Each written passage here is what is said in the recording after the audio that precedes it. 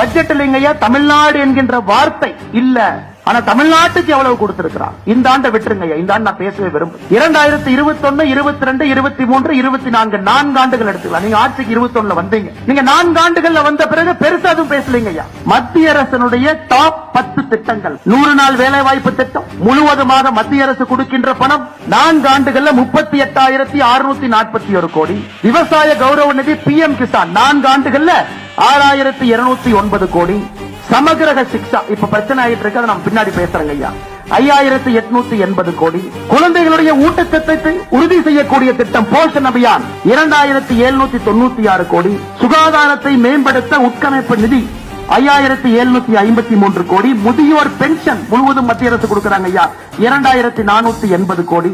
வீடு வீட்டு குடிநீர் ஜல்ஜீவன் திட்டம் 5,899 கோடி. கிராமப்புற மோடி வீடு 3,087 கோடி. இந்த முதல் 10 திட்டத்தை மட்டும் நீங்க கூட்டி கழிச்சு பாருங்க.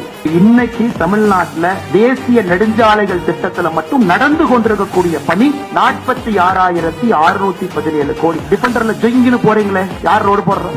ஜொங்கின்னு துரைமுருகன் பொன்முடி என்ன போட்டி போட்டு பின்னாடி சீட்ல உட்கார வச்சு ஜொங்கின்னு போறீங்களே, அந்த ரோடு யாரு போடுறாங்க? கூட்டி கழிச்சு எப்படி நீங்க கணக்கு பார்த்தா விமான நிலையம், துறைமுகம், தேசிய நெடுஞ்சாலை, கிராமப்புற ஏழை மக்களுக்கு கொடுக்கக்கூடிய வீட்டிலிருந்து 100 நாள் வேலை வாய்ப்பு திட்டத்திலிருந்து அனைத்தையும் மோடி அவர்கள் நேரடியா கொடுக்கிறாங்க. அதுவும் நீங்க இடையில தடுத்து கொடுக்கிறாங்க. இது எல்லாம் தமிழக மக்களுடைய வரி பணம் திரும்ப நமக்கு வருதுங்க ஐயா. கொடுப்பது எல்லாம் திரும்ப வருது. சிலது நேரடியா மாநில அரசுக்கு வருது, சிலது மத்திய அரசு திட்டங்கள் மூலமாக வருது.